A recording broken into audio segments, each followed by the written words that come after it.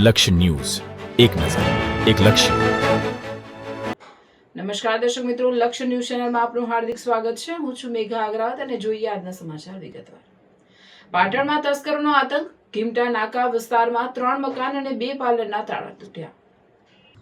પાટણ શહેરના ઘીમટા નાકાથી સાગરના ઉપાશ્રય સુધીના વિસ્તારમાં ગત રાત્રે તસ્કરોએ તરખાટ મચાવ્યો હતો. અજાણ્યા ચોરી સમયે આ માર્ગ પર આવેલા 3 મકાનો અને 2 પાર્લરના તાળા તોડી ચોરીની ઘટનાને અંજામ આપ્યો હતો. તસ્કરો પાર્લરમાંથી રોકડ, પરચુરણ, એન્ટિક સિક્કા અને અન્ય ચીજવસ્તુઓની ચોરી કરી ફરાર થઈ ગયા હતા.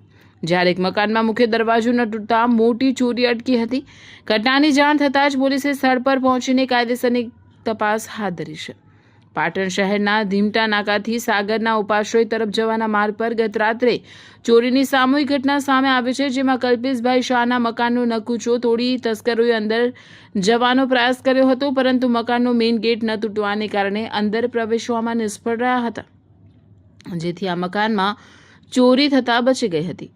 આ મકાનની સામે આવેલું ઉપાશ્રયનું મકાન હાલ બંધ હાલતમાં હોવાથી તસ્કરો તેનું તાળું તોડી અંદર પ્રવેશ્યા હતા. તેમજ તેની બાજુમાં આવેલું અન્ય એક મકાન જે બહારથી લોક હતું તેનું પણ તાળું તોડી ચોરીનો પ્રયાસ કર્યો હતો. આ ઉપરાંત તસ્કરોએ વિસ્તારમાં આવેલા 2 પાર્લરને પણ નિશાન બનાવ્યા હતા, જેમાં મનીષ છગનલાલ શાહની શંખેશ્વર પાર્શ્વનાથ પાર્લર નામની દુકાનમાંથી પરચુરણ, ચોકલેટ, ગોળીઓ અને બિસ્કિટના પેકેટની ચોરી થઈ હતી.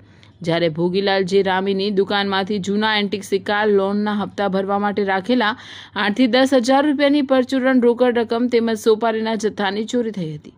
ભોગ બનનાર અનિલભાઈએ જણાવ્યું હતું કે સવારે મિત્રએ ફોન દ્વારા તાળું તૂટ્યું હોવાની માહિતી આપી હતી.